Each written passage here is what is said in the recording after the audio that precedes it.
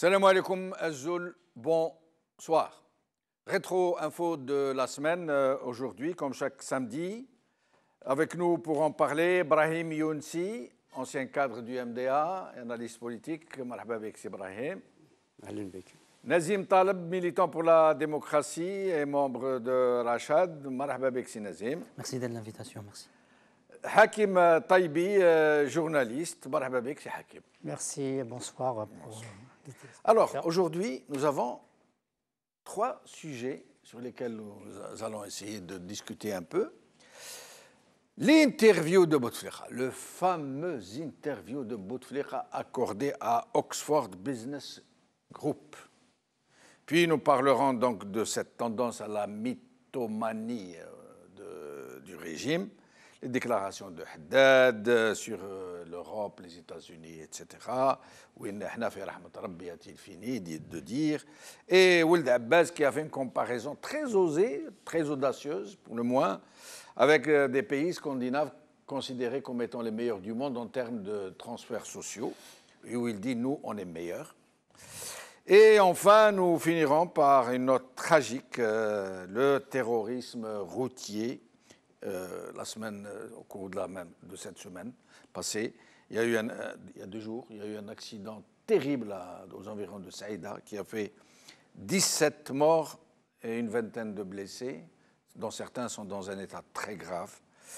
Donc, l'interview de Bouteflika, mais avant, les titres. Alger 24, le président Bouteflika accorde une interview à Oxford Business Group par M. Rahim. HuffPost Maghreb, Ali Haddad, en Algérie on est mieux qu'à New York, par la rédaction. Radio algérienne, 15 morts et 20 blessés dans un accident mortel sur la route de Sidi Ahmed, Saïda, par APS. Brahim Younsi, Oxford Business Group. Oxford, ça sonne bien, hein? Pourtant, il semble que cet organisme, cabinet d'intelligence, comme ils disent, ne serait pas aussi net que ça. Farhat Aïtali, qui a été mon invité il y a 2 jours, nous a appris qu'il avait découvert que c'est un bidule un peu douteux, que celui qui l'a créé louait des costumes en location en Espagne pour les fêtes. Je n'ai pas fait ce type de recherche, oui. Mais quand on parle d'Oxford, on pense tout de suite à l'université. Ça annonce la couleur. Hein. On pense tout de suite à l'université. Donc, rien à voir avec l'université. Rien à voir. Donc c'est sérieux. Donc c'est destiné à faire de l'esbrouf. Voilà, donc c'est sérieux. Bon. Cette note économique a été faite au moment où avait lieu le sommet de Davos. Exact. Ça s'adressait à Davos. Ah. Ça ne s'adressait pas aux Algériens. D'accord. Cette note-là ne s'adressait pas aux Algériens. C'est à Davos. Le chef de l'État algérien participait ou a participé de façon indirecte à Davos. Il a vendu. À travers l'interview, entre guillemets. Absolument. Absolument. Ça ne s'adressait pas du tout aux Algériens. Bon, quant à dire que le président de la République a parlé, c'est une escroquerie. Mais toute la presse algérienne, sans aucune exception, ont relayé l'information sans réserve et sans émettre le moindre doute sur l'escroquerie, comme vous l'appelez. Si les réponses sont intéressantes, les questions posées sont stupides. Ah, d'accord. Lisez les questions. Ouais, d'accord. Les questions sont stupides, mais les réponses très intéressantes. Donc quelles sont intéressantes? Parce que très préparées. Très préparées. C'est-à-dire que c'est une équipe technique qui a répondu. Oui, absolument. Ce sont des experts. C'est des experts. De la présidence. C'est la raison pour laquelle les conseillers de la présidence, les économistes qui conseillent le président de la République ne respectent pas le peuple algérien. Parce qu'ils lui vendent une marchandise frelatée. Pourquoi? Parce qu'ils disent que l'économie algérienne va vers le libéralisme et appelle les entreprises. Et pas beaucoup en effet, de discours en faveur du PPP, là, de partenariat public-privé. Absolument. De toutes les façons, il n'y a plus de PPP, il y a PP. Partenariat privé. Privé. OK. Il n'y aura plus de public.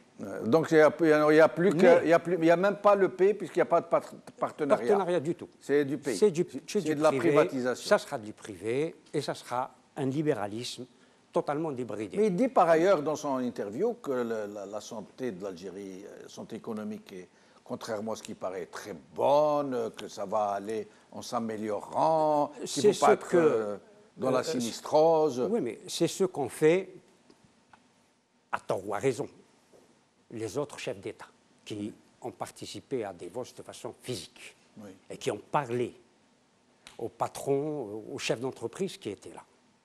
Mais Msahel, à Davos, Msahel n'a vendu qu'un seul produit. La spécialité et l'expertise, a-t-il dit, de l'Algérie en termes d'antiterrorisme. Oui, bon. Ça se vend, ça? Je pense que d'autres sont plus expérimentés que nous sommes nous-mêmes. Ouais. Bon. Oui, mais l'expérience de l'Algérie en termes d'antiterrorisme, tout le monde le sait, il aurait ouvert son sac et montré les outils. C'est une cisaille à torturer et une gégène. C'est ça, la lutte. Nous ne sommes pas dans ce registre-là. Ouais. Ces chefs d'entreprise, bien sûr, s'ils doivent investir en Algérie, ils demandent la sécurité. Oui, mais d'abord, la première des sécurités pour eux, c'est la sécurité juridique. C'est-à-dire que la réglementation ne change pas tout le temps. Alors que la réglementation change tout le temps. Mais là où l'escroquerie est condamnable, il faut dire aux Algériens ce qu'ils ont à payer si nous nous lançons dans l'ouverture totale à tous les vents de l'économie algérienne. Il faut leur dire le prix qu'ils ont à payer, qu'ils auront à payer.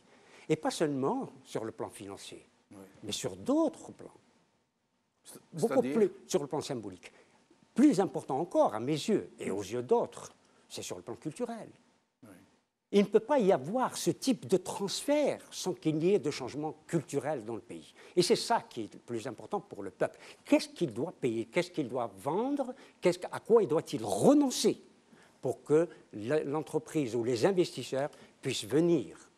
On dit que notre pays est le pire des pays. Et toute la presse algérienne a repris. Pourquoi l'Algérie est le pire pays au monde pour 80, classé 80? Mais il faut dire quand et à partir de quel moment il deviendrait un pays aussi ouvert, aussi normal, entre guillemets, aussi neutre que les autres pays. Vaste programme. Nous allons passer à Hakim Taibi sur le même sujet.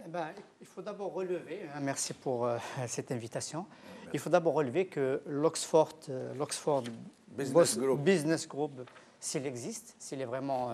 S'il existe en tant qu'un cabinet, ce n'est pas un média.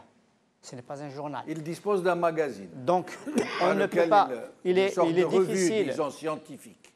Il est difficile de dire que le président a accordé un entretien, un interview à un cabinet conseil, business conseil. Donc, ça sonne mal déjà, ça résonne mal comme étant... L'interview est insérée dans le rapport. Oui, mais donc... Pardon, juste une précision. Ce... Oxford Business OBG, n'en est pas sa première parution sur l'Algérie. Chaque année, il fait un rapport sur l'Algérie. Donc cette fois-ci, il a inséré une interview dans le rapport, très probablement à la demande du régime algérien qui voulait qu'on dise Bouteflika a donné une interview à quelqu'un. Il aurait été plus judicieux de dire que Bouteflika ou bien la présidence aurait été auditionnée, c'est un audit. Ce n'est pas un entretien par un groupe qui est technique, qui fait des évaluations avec des agrégats économiques, sociaux et tout. Deuxièmement, ce qu'il faut retenir, c'est que sur les éléments que j'ai pu retenir, c'est que la note en elle-même, elle n'est pas tout à fait favorable à l'Algérie, contrairement à ce qu'on dit sur le titre, où il y a plein de contradictions, notamment, je retiens la première, on dit accélérer la diversification de l'économie en recourant à l'industrie. C'est un discours que nous avons en Algérie instauré au lendemain du rééchelonnement de la dette extérieure algérienne en accord avec le FMI, c'est-à-dire en 94-95. C'est à partir de ce moment-là que ce discours a pris vraiment forme et est devenu, si vous voulez, le discours dominant sur comme on appelle, la politique économique du pays, c'est comment diversifier. Depuis 1994, nous sommes 25 ans après, on est toujours au même sujet. Nous n'avons rien fait. Nous sommes encore et encore dépendants de cette industrie d'hydrocarbures. Autre anomalie, autre contradiction, petite contradiction, hein, mais quand même qui a son poids, c'est le fait de dire que l'Algérie va bien, mais en contrepartie, quelque part, il faut corriger l'image de l'Algérie. Il y a quelque chose qui cloche. Si l'Algérie va bien, elle est magnifique, donc il n'y a rien à corriger. Non, mais je présume, c'est mon avis, je présume que pour faire passer son rapport, parce que ce rapport est trop dithyrambique, trop élogieux. Oui. Donc pour faire passer comme sérieux, de temps en temps, il glisse une petite note pessimiste, un peu, comme il saupoudre un peu par-ci par-là pour faire passer la pilule. Oui, mais ces propos-là, ils sont imputés au président de la République, à Bouteflika. C'est pas un commentaire de... ce que vous dites, ce n'est pas le rapport, c'est les termes de l'interview. C'est les termes de l'interview du président. Donc c'est le président qui dit qu'il faut diversifier l'économie, alors qu'on en parlait de ça, on a fait des séminaires, l'Algérie a déboursé des milliards à accueillir des experts du monde entier, des Algériens, ce qu'on appelait les experts à l'étranger, et également des experts de la Banque mondiale, du FMI et les organisations internationales qui sont connues et reconnues par tout le monde, pour déterminer les voies et les moyens de diversifier l'économie, comment sortir de cette dépendance très très forte vis-à-vis des hydrocarbures. Et on est encore en train, 25 ans après, et après avoir déboursé l'équivalent de 8 plans Marshall en 15 ans, selon les experts financiers. Il y en a avec les termes retenus en termes d'inflation et tout, on est entre 6 et 8. Plan Marshall en 15 ans. En 15 ans, on est là, on revient. Pour rester à 98% des ressources du pays. On revient à dire que nous avons besoin de diversifier notre économie. Mais qu'est-ce que nous avons fait avec cet argent? À la limite, moi je pense qu'avec un peu de pudeur, de retenue, un peu de respect pour les Algériens eux-mêmes et pour ceux qui aiment l'Algérie, parce qu'il y en a quand même pas mal qui aiment l'Algérie, on aurait dû se passer de tels propos parce que ça ne fait que nous rendre encore beaucoup plus... Qu'on enfonce le clou. Qu'on enfonce le clou, voilà. Nazim? Déjà, son centre d'études, moi j'avais fait effectivement quelques recherches dessus. Il est très peu connu sur la place comme un centre d'études, en tout cas qui fait des études sérieuses. Donc à mon avis, je pense aux 15 pages qui ont été commandées au Monde il y a quelques années.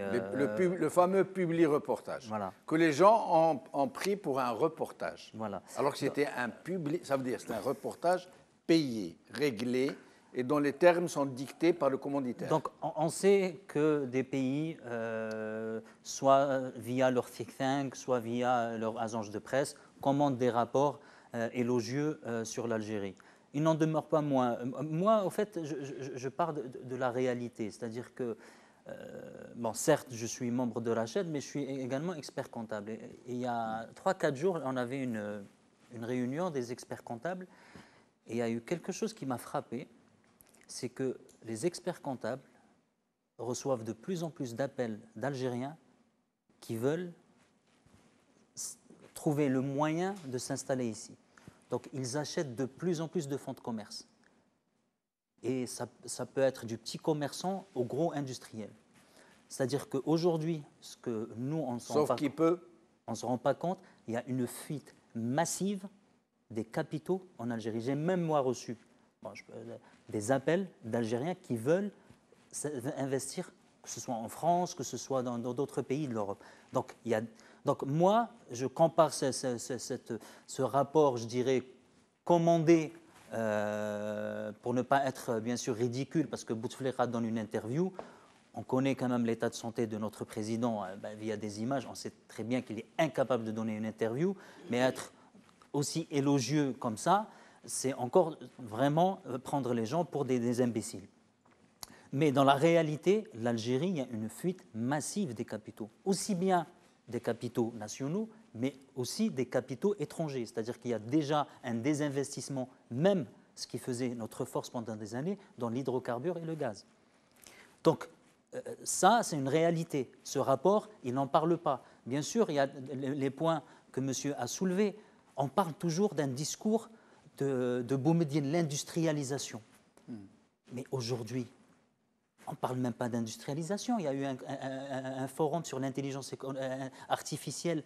50% des emplois aujourd'hui n'existeront pas dans quelques années à cause de l'intelligence artificielle. On n'est même pas dans l'industrialisation, là. On est dans un changement fondamental de paradigme au niveau de l'économie. Et on reste toujours sur des postulats qui datent de 30, 40 ans. Rien n'est préparé.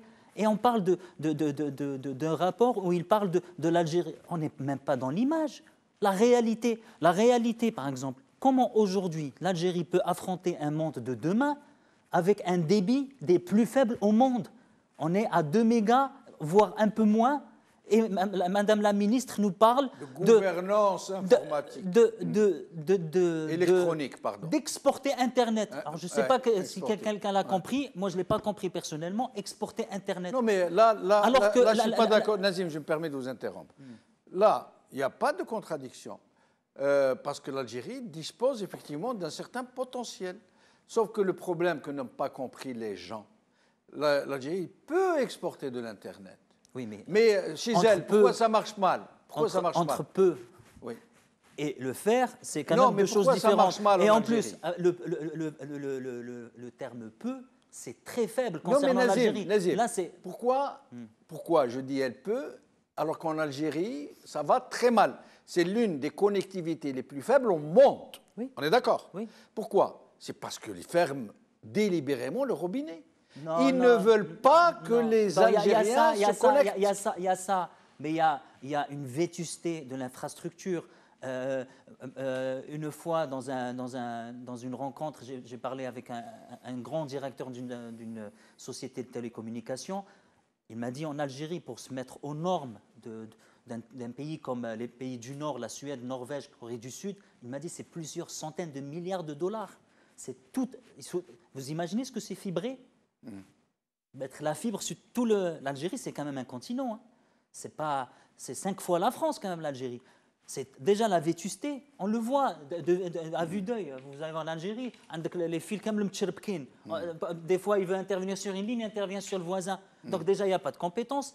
Il y a la vétusté, on intervient et on laisse les fils comme ça, complètement nus. Donc il y a quand même une vétusté. Donc là, franchement, c'est un rapport qui jette plus le ridicule qu'autre chose. Parce que l'Algérien, c'est tout le contraire de ce que ce rapport, en tout cas, fait croire aux gens.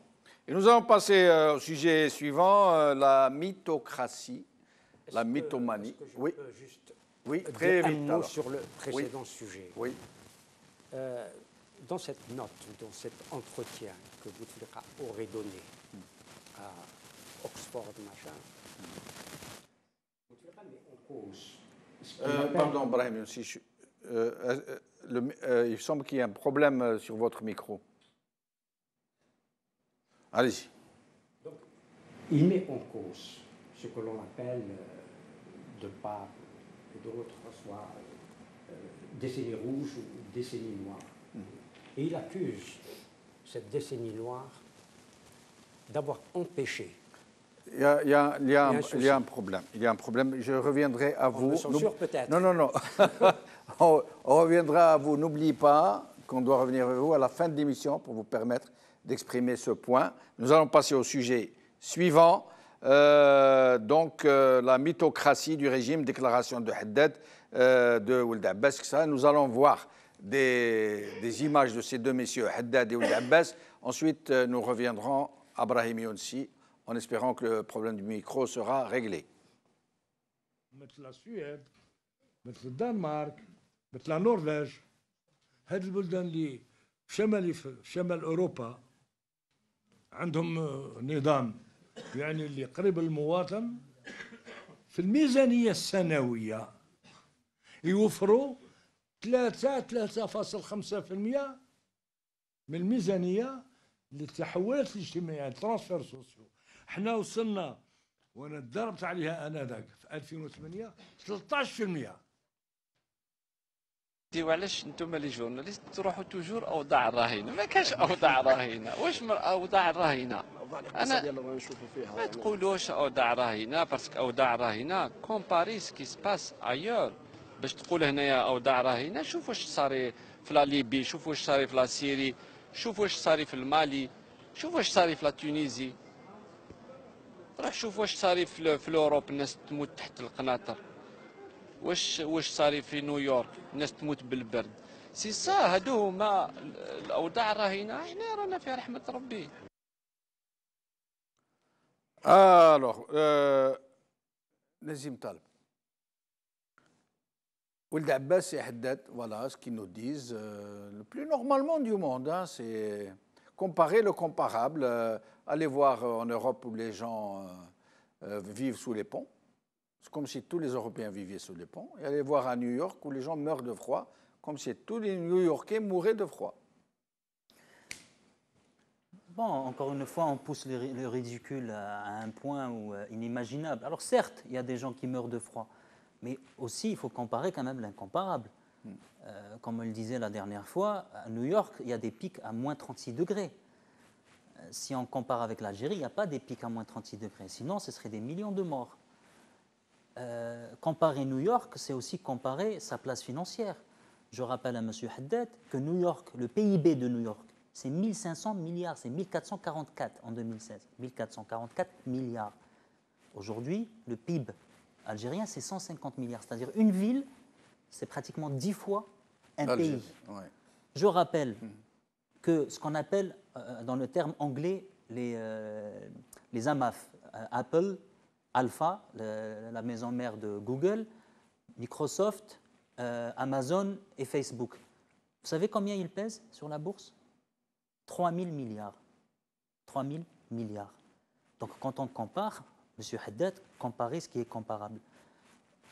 Vous êtes loin de New York, même s'il y a des gens qui meurent sur les ponts de New York. Mais en Algérie, il n'y a pas que des gens qui meurent sous les ponts. Allez dans le fin fond de l'Algérie.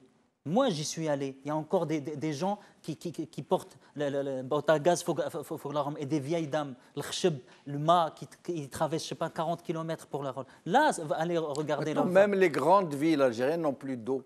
Non. Pénurie d'eau, y compris à Naba. Non, mais quand on dit qu'il n'y a plus d'eau, c'est-à-dire il va peut-être, un commerçant du coin, il va en acheter. Mais il y a des villages. Il n'y en a pas du tout. C'est des paysages lunaires. Là, je suis allé, moi, sur la route de Béchar, je suis passé par des villages, c'est une vue lunaire. C'est une vue lunaire. C'est-à-dire, donc il faut quand même comparer l'incomparable. Et là, on passe le comparable. Comparer le comparable, pardon. Et là, on passe de Syrie, Libye, à New York. Oui. Alors, là, déjà, c'est quand même un large éventail. Donc, soit la guerre, soit une cible qu'on ne peut même pas atteindre dans nos rêves. On est quand même loin de ça. Donc, encore une fois, c'est le ridicule. Ould Abbas, c'est la même chose. Il dit, en Europe, on dépense 3,5% pour le social. C'est faux. En Europe, la moyenne, c'est 44 points. En France, on est à 51 points. Dans les pays du Nord, c'est 48 points de PIB. Donc, on n'est pas à 3,5 de PIB. 13%. Mais Ould Abbas, il devrait quand même dire que plus de la moitié de notre budget de fonctionnement va à l'armée et à la police. 50%.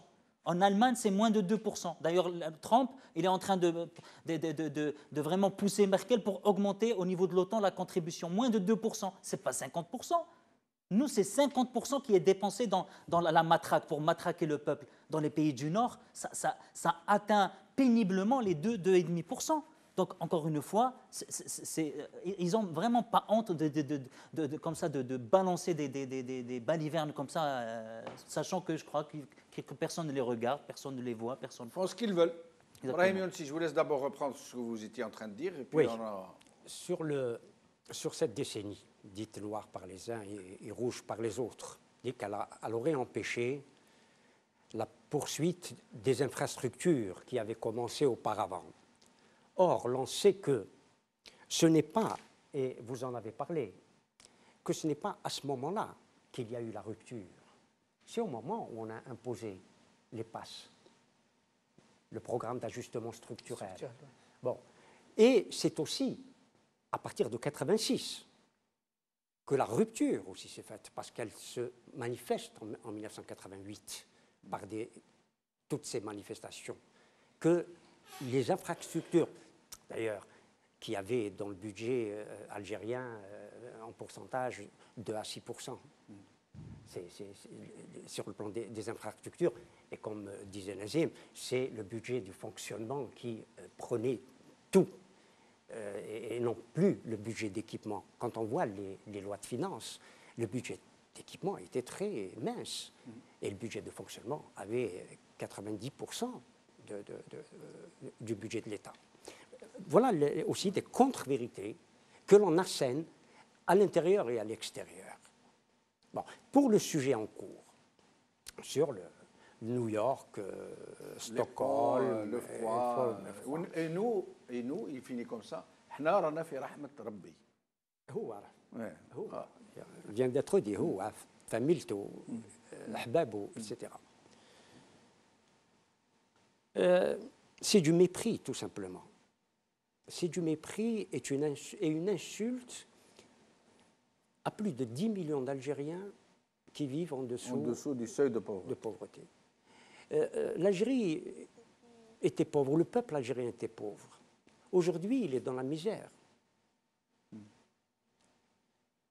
Aujourd'hui, il est dans la misère. Et surtout certaines couches sociales. Oui, mais justement, c'est de celle-là dont nous nous préoccupons. C'est celle-là que nous défendons. C'est ces couches-là qui se situent entre 10 et 20 millions. Vous savez combien perçoivent les handicapés comme indemnité, comme allocation d'adultes handicapés? Autour de 6 000 dinars. 4 000 dinars. 4 000 dinars. Oui, l'équivalent de 20 euros. Je crois que ça a été réévalué. Et vous savez combien ils sont? Oui. Même si c'est 30 euros. Est-ce que vous savez combien ils sont, les handicapés en Algérie? Je n'ai pas le chiffre exact. Personne n'a le chiffre. Oui, ils refusent catégoriquement de laisser les gens accéder aux statistiques. Mais il serait entre 2, et tenez-vous bien, entre 2 et 6 millions d'handicapés à tout niveau. Un chiffre que l'État algérien refuse absolument de communiquer à qui que ce soit. Et je vous laisse poursuivre. Je ne vais pas commenter ni Raoul Abbas ni Ali Haddad sur la question. C'est vrai peut-être qu'ils pensent à une époque où l'Algérie et Alger, de façon particulière, était considérée par certains écrivains orientalistes, Guy de Maupassant pour ne citer que lui, même s'il avait des pages détestables dans ses écrits. Très antisémites, très... Bon, et même racistes. Racistes, bon, oui. Racistes. Mais dès qu'il y a encore un paradis sur Terre.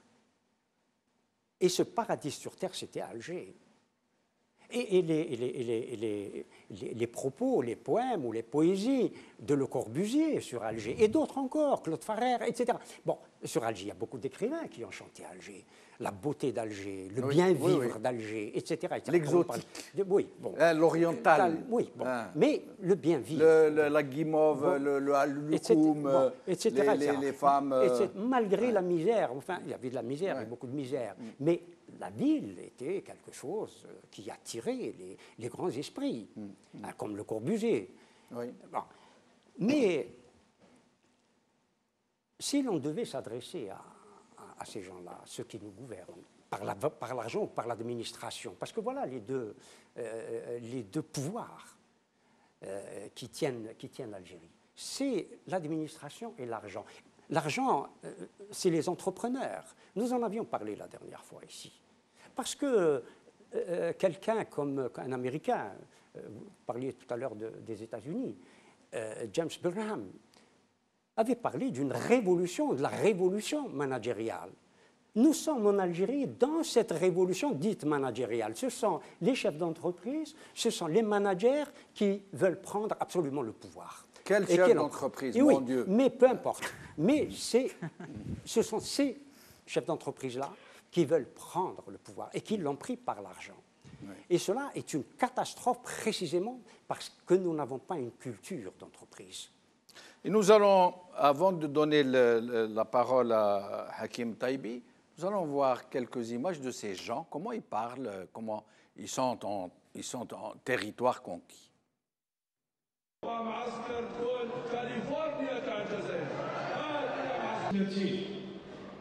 من امير عبد القادر الى عبد العزيز بوتفليقه من امير عبد القادر الى عبد العزيز بوتفليقه 18 سنه مع فخامه رئيس الجمهوريه فلان اللي اسس الدوله الجزائريه فلان اللي الثوره الجزائريه فلان وقع على الاستقلال في إيفيان. احنا دولة ونص ولا واحد يعقدنا، احنا نعقدوهم لان احنا هازين معنا التاريخ. ما تطيحوش في الكلام تاع جماعة يقول لكم راكم تطيشوا في الفلوس بدوهم اللجان والفلوس هذوك يروح يشري بيه كروسه ويروح يتزوج هي هم بعد.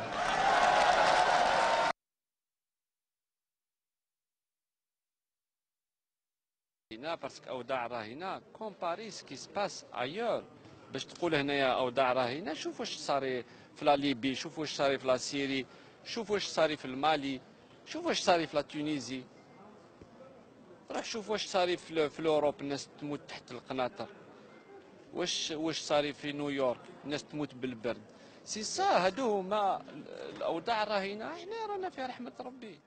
في شمال اوروبا عندهم نظام يعني اللي قريب للمواطن، في الميزانية السنوية يوفروا 3.5% من الميزانية للتحولات الاجتماعية ترانسفير سوسيو.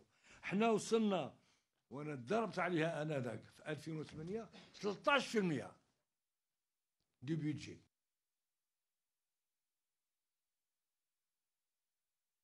عندنا إمكانيات اللي في كثير من الدول الأوروبية مش موجودة، وأنا نتحمل المسؤولية نتاع الكلام نتاعي، واللي حب يشوف من الصحفيين أو من الرأي العام أو من السياسيين احنا مستعدين نعتلو يشوف.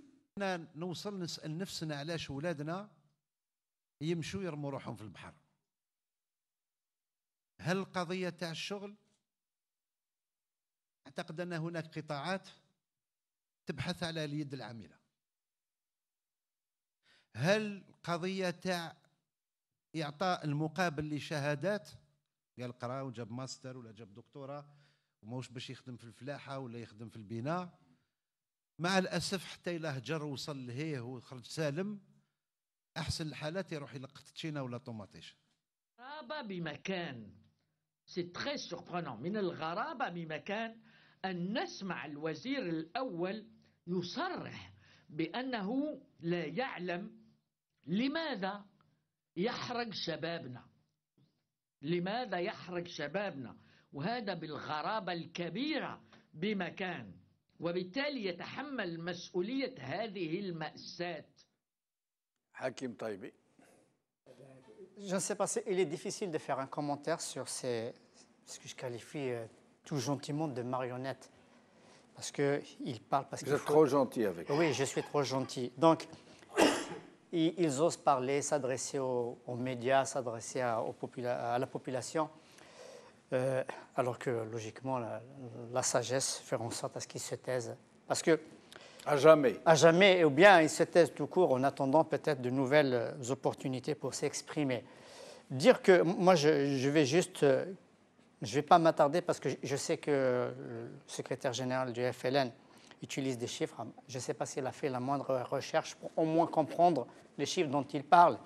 Il parle de que les pays scandinaves, ils consacrent 3,5% de leur budget annuel aux transferts sociaux. Pour faciliter la tâche, pour aider les gens qui sont les plus nécessiteux. Et qu'en Algérie, 13%. Peut-être c'est vrai, je ne sais pas. Admettons que c'est vrai. Mais il oublie de dire que représente 3,5% du budget de la Suède et combien de Suédois on en profite. Exact. Et que représente 13% du budget de l'Algérie et combien d'Algériens en profitent. Le jour où il va donner, où il donnera, il osera donner les véritables, les chiffres réels, les valeurs absolues, c'est-à-dire pas des statistiques, pas des pourcentages. Pas des chiffres tronqués, qui ne veulent rien dire à eux seuls. Voilà, il faut les rapporter à la réalité. Et en plus, comme l'a dit notre ami Haddad, qui dit qu'il compare alors terriblement, mais d'une médiocrité incroyable, des pays déchirés par la guerre, à un pays qui prône la paix sociale. C'est normal, l'Algérie ne peut pas être la Libye, ne peut pas être la Syrie, ne peut pas être le Mali. Le Mali, c'est l'un des pays les plus pauvres au monde. Est-ce que ce type-là, il a un minimum d'intelligence dans sa tête? Je me pose la question. Il se prend pour un guide de la nation. Il est au même titre que le Premier ministre. Mais pourquoi justement, pourquoi, Hakim Taïbi, pourquoi ce régime ne s'entoure-t-il que de gens comme ça? Regardez, Sillal, Ould Abbas, Ammar Ghoul, qui d'autre, Yarbi? Des gens comme, franchement, je ne voudrais pas les insulter. Haddad, Sidi Saïd, mais d'une stupidité abyssale. Et ils passent leur temps à communiquer, à se faire les porte-paroles. Pourquoi il les choisit sur ces critères, j'allais dire, d'imbécilité? Il ne les a pas choisis. Il a profité de leur, je dirais, de leurs ambitions très, très démesurées pour les mettre au devant de la scène. Mais n'oublions pas que nous avons affaire à un clan qui gère le pays, qui dirige le pays, qui s'appelle le pouvoir. Ce clan-là, c'est une mafia. Il faut s'entourer de marionnettes. Parce que la mafia, c'est un peu méchant, c'est un peu austère comme image. Il faut s'entourer de marionnettes. Pour amuser la galerie, comme on dit. Pour amuser la galerie, d'imbéciles qui vont écumer sur les plateaux de télé, dans les grands salons, au Club des Pins ou je ne sais pas où, pour prêcher. Moi, à leur place, des je n'aurais pas fait pareils. ça. Moi, j'aurais ramené des gens sérieux, qui inspirent confiance, qui essayent de ruser, de tromper les gens, mais de façon intelligente. Les gens sérieux, il y en a des gens sérieux, mais... Un Ben Younes, par exemple. Prenons un Ben Younes, Amara Ben Younes. Amara Ben Younes, il est aussi menteur que ces gens, sinon plus. Oui. Mais lui, au moins, il est intelligent, il passe bien, il est élégant, il sait parler, il arrive à convaincre.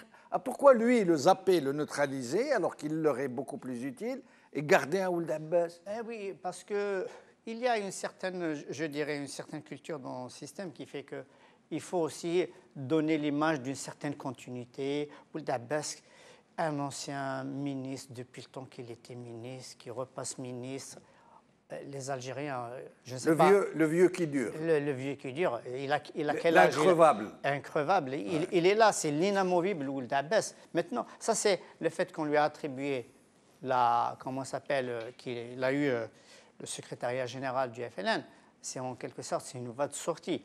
Parce que quand on est responsable d'un parti, ou on devient président de la République, ou premier ministre, alors il n'a la possibilité ni d'être ni l'un ni l'autre.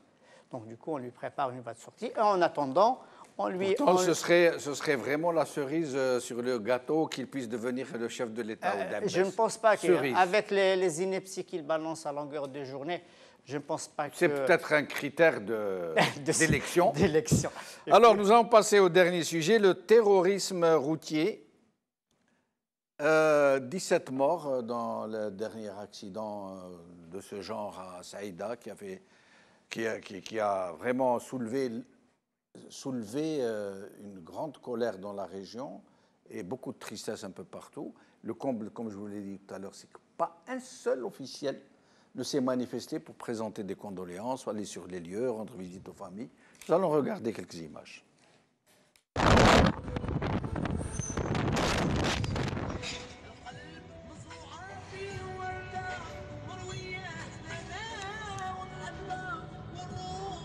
Autoroute, bus à contresens qui roule très vite, regardez, et il est plein, et il prend même pas ça à gauche, à droite, il zigzague, regardez. Ça se passe en Algérie. Voilà, normal.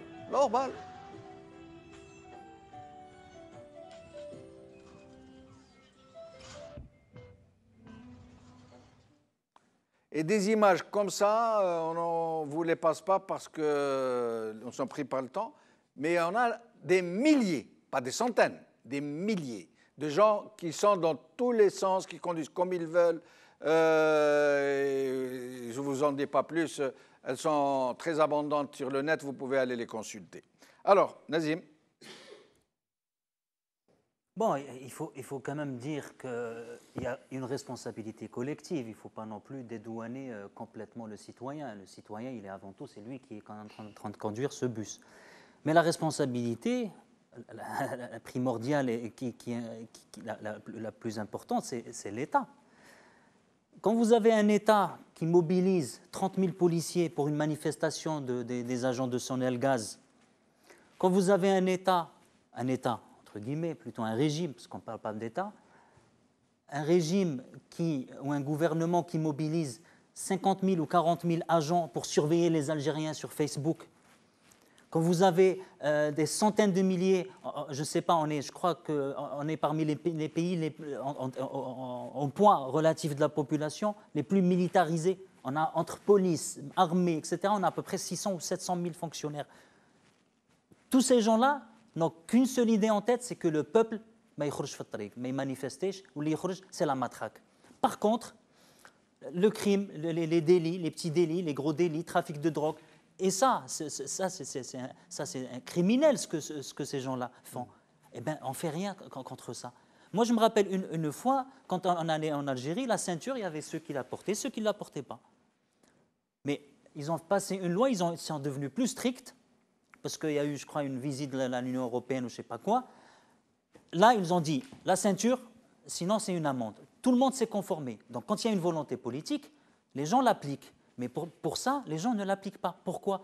Parce que non seulement, comme j'ai dit, les gens, ils se concentrent pour matraquer le peuple, qui réclame tout simplement ses libertés les plus élémentaires, mais en même temps, celui qui se fait retirer son permis, il y a le gendarme, il y a le commissaire, il y a l'autre, donc il récupère ça. Donc il y a une impunité, il y a un sentiment d'impunité. Un bus comme ça, nous, je veux dire, quand j'étais petit, les gens, ils étaient quand même, je veux dire, l'Algérien, il y a 30 ans, c'est le même Algérien, mais on n'a pas ramené à notre population. Ils conduisaient beaucoup mieux que ça. Ils respectaient la ligne jaune, ils respectaient le feu rouge. Aujourd'hui, c'est la jungle. Les harg feu rouge, les harg la ligne jaune, là c'est pire. Moi, je me rappelle, une fois, j'étais sur la route Tlemcen-Belambès, pareil, un 4x4 Toyota à contresens. Il se fait arrêter par les gendarmes, apparemment il le reconnaît, il se le met, etc. Alors, il lui pousse avec leur 4x4, la gendarmerie, il pousse le truc en béton pour le laisser partir de l'autre côté. Oh là. Comment vous voulez que ces gens-là qui se sentent dans l'impunité la plus totale, corrigent leurs méfaits? Brahim Youssi. Enfin, ce qui se passe sur la route est symptomatique de ce qui se passe dans nos têtes, c'est-à-dire l'anarchie. Nous avons une anarchie dans le sens des idées. Nous ne savons pas comment dirais-je, exploiter les idées, créer des idées. Et tout cela, c'est un peu confus dans nos têtes. On vient de le dire, l'Algérien a-t-il subitement devenu un mutant pour avoir été un peuple qui savait se canaliser, qui avait une certaine pédagogie, qui avait des valeurs, Ibrahim Youssi, je me permets de vous interrompre. Quand le pétrole a explosé, Bouteflika venait d'arriver, ils sont mis du jour au lendemain, parce qu'ils sont tous devenus concessionnaires automobiles, les généraux et leurs copains et leurs familles, sont mis à importer des véhicules par millions. Alors, moi, je me rappelle très bien, des experts ont tiré la sonnette d'alarme. Ils ont dit, vous avez très largement dépassé la carte routière. Ça va être une hécatombe. D'ailleurs, c'est ça qui a nécessité le projet de l'autoroute, pour désengorger un peu. Mais ils savaient très bien qu'en rapportant 10 fois plus de véhicules que la capacité routière du pays, ça allait aboutir à... Et ils l'ont fait quand même. Comme tout le reste. L'anarchie est partout. Elle est dans le logement, elle est dans... etc. Bon, l'anarchie est partout. Le problème du véhicule, quel qu'il soit, c'est aussi un moyen de puissance, d'expression de la puissance, d'expression de la supériorité sur les autres.